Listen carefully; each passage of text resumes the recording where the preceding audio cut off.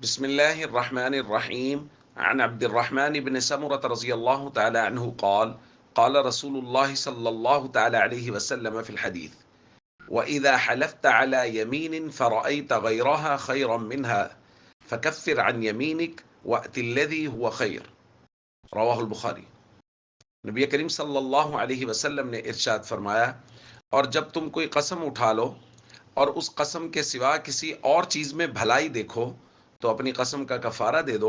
اور وہ کام کرو جو بھلائی کا ہو۔ دوستو، قسم کے آداب و احکام میں سے ایک ادب اور حکم یہ ہے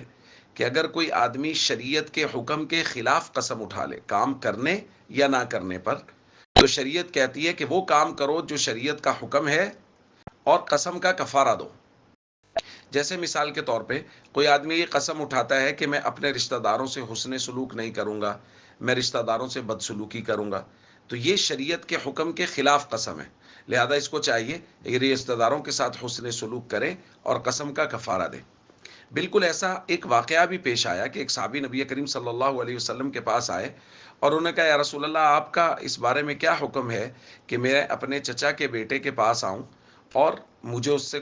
ضرورت ہو، میں اس سے کچھ مانگوں، فلا یعطینی ولا یصلنی، وہ مجھے کچھ دے بھی نہ، میرے ساتھ صلہ رحمی نہ کرے، ثم یحتاج الی، پھر وہ میری طرف محتاج ہو جائے، یعنی وہ ضرورت مند ہو جائے اور میرے پاس کچھ نہ کچھ موجود ہو، فیاتینی فیسالنی، وہ میرے پاس آئے اور وہ مجھ سے مانگے اور میں قسم اٹھا چکا ہوں کہ میں تمہیں نہیں دوں گا اور میں تمہارے ساتھ صلہ رحمی نہیں کروں گا، تو اب میں کیا کروں؟ تو نبی کریم صلی اللہ علیہ وسلم نے ارشاد فرمایا، کفر عن یمینک، اپنی قسم کا کفارہ دے دو اور اس کے ساتھ صلہ رحمی کرو، اس کو وہ چیز عطا کر دو۔ تو دیکھیے، یہ شریعت کے حکم کے خلاف ایک صحابی نے قسم اٹھائی تو رسول اللہ صلی اللہ علیہ وسلم نے فرمایا قسم کا کفارہ دو اور شریعت کے حکم کے مطابق عمل کرو۔ تو اس لیے رشتہ داروں کے ساتھ حسن سلوک اور باقی سارے معاملات، اور یہاں ہمیں یہ بات بھی بہت اچھی طرح سمجھ لینی چاہیے کہ رشتہ دار اگر بد سلوکی کریں اور تمہارے پاس اللہ اچھا وقت لے آئے تو رسول اللہ صلی اللہ علیہ وسلم فرما رہے تم بد سلوکی نہ کرنا۔ دیکھیں، اس کے چچا کے بیٹے نے اس کو نہیں دیا،